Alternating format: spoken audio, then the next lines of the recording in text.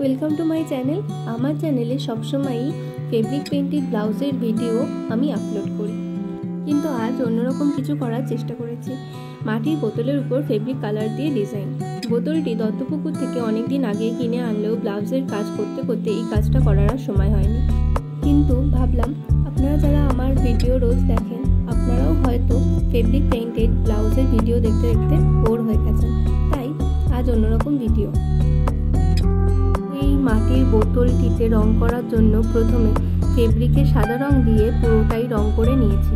তারপর সাদা রং ভালো করে শুকোনোর পর লালের সাথে অনেকটা সাদা মিশিয়ে হালকা গোলাপি রং এবং নীল সবুজের সাথেও অনেকটা সাদা মিশিয়ে হালকা কালার বানিয়ে সেটাই রং করেছি।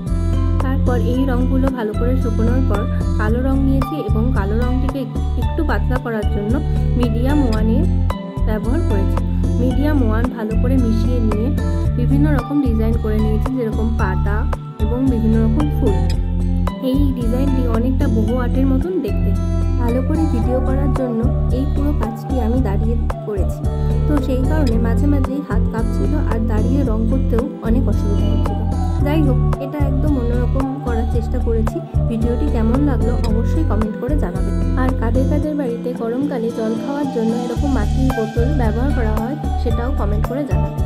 গরমকালে মাটির বোতলে জল রাখলে জল ঠান্ডা থাকে আর গলা ব্যথা হবার ভয়ও থাকে না। Thank you for watching. ভিডিওটি যদি ভালো লাগে তাহলে অবশ্যই একটা লাইক করবেন আর শেয়ার করবেন। আরও এরকম ভিডিও দেখার জন্য চ্যানেলটিকে সাবস্ক্রাইব করবেন।